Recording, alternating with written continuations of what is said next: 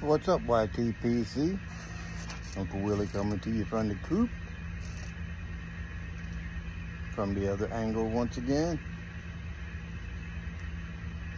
And here we are.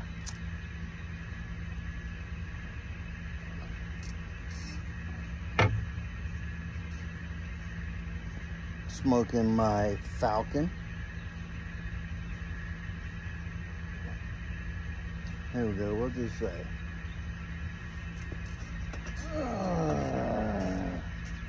Made in England.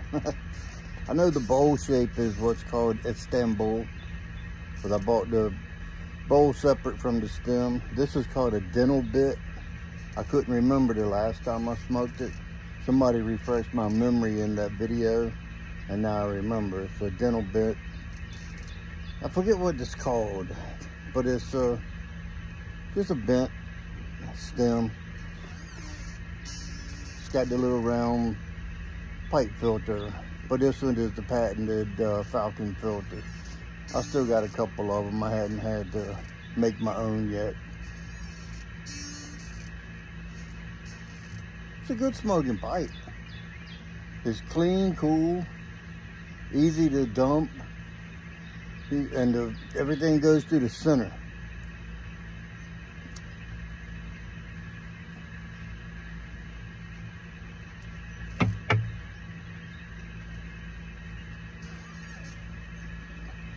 So with it being so easy to dump and clean, so all you gotta do is unscrew the stem and just shake it.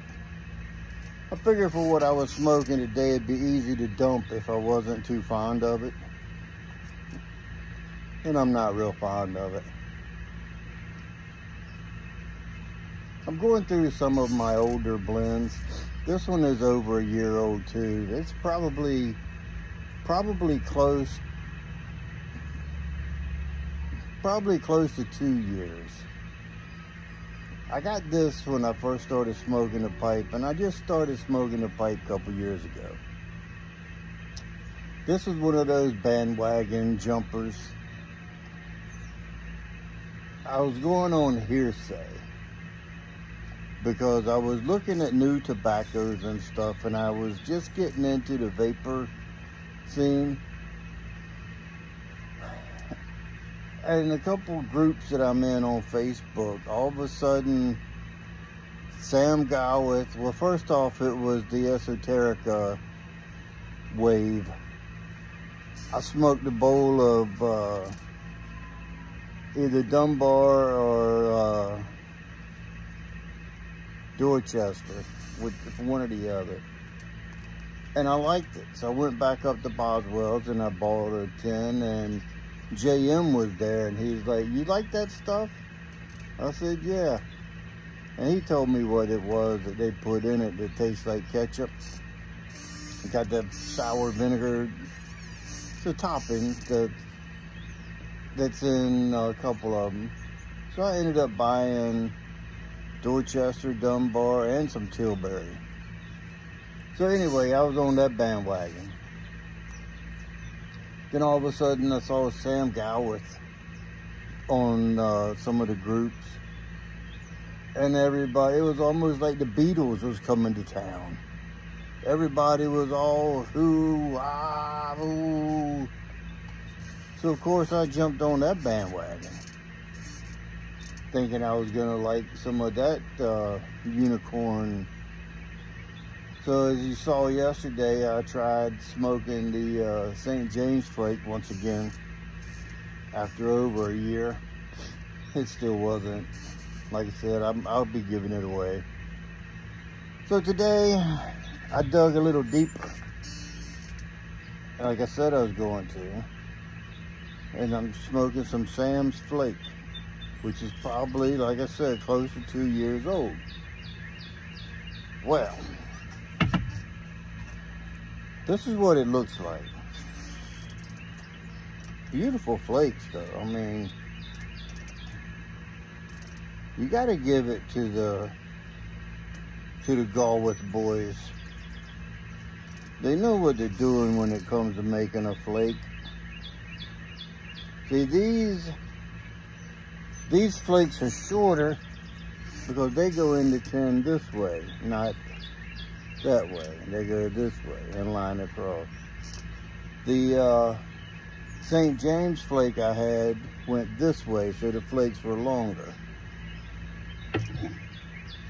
Well, this says it's Virginia Orientals and a Tonquin bean topping.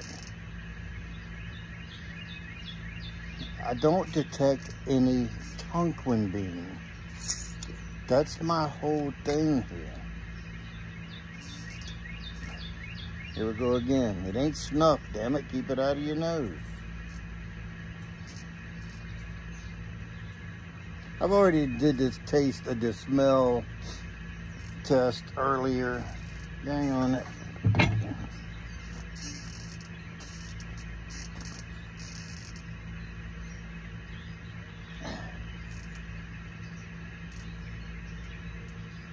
I do not get a Tonquin bean. I do, however, get some anise. Quit giggling. Anise. Not anus. Anise. Licorice, you know? Come on, get real, man. I do get a little bit of the licorice, but it shouldn't be there. Maybe that's from the Orientals and the Virginias colliding. It's not a bad 10 note. But there again, I jumped on the bandwagon, and guess what? I jumped off of that bandwagon right away. I forgot about it till I revisited it and smoking it. And I was like, yeah, I remember now. I have to admit, I hate saying this about Sam Galwith, but brown sugar flake, St. James flake, and Sam's flake, all hot air. They're just a blah blend.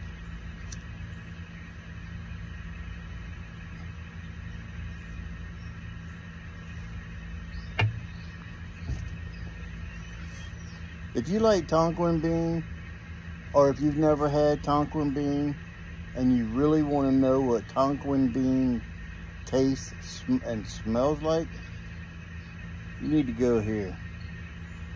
You need to find some of this somehow, somewhere, some way, and give it a try. One time, at least one time, you need to try 1792 flake.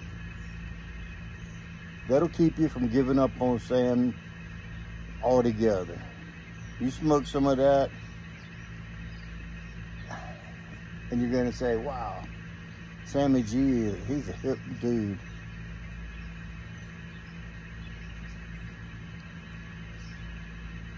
I don't think I have met anybody or heard of anybody or talked to anybody that does not like 1792 flake. If you don't like it, leave it down, leave a comment of why you don't like it. I don't need the comment of why you do like it, because I know why. As soon as you open that tin, you're like, oh my gosh. Just that smell, the aroma, that smoky goodness. The wind blowing out here, like I'm on the back of a boat.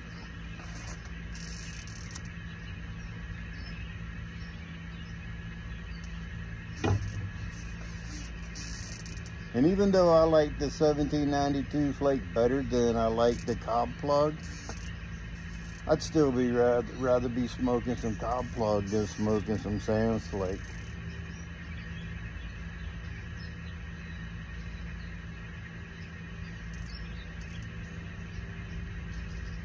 You know what?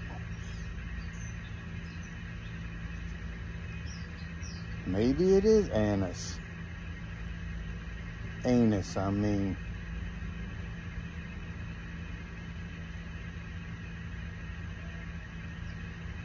Kind of crappy.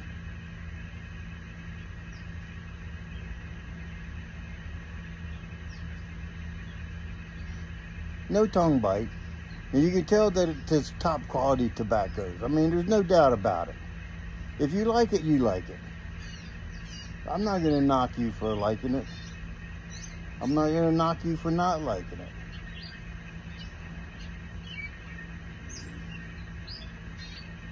But if you do like it, I'd like to know in the comments down below what flavors you pull out of it.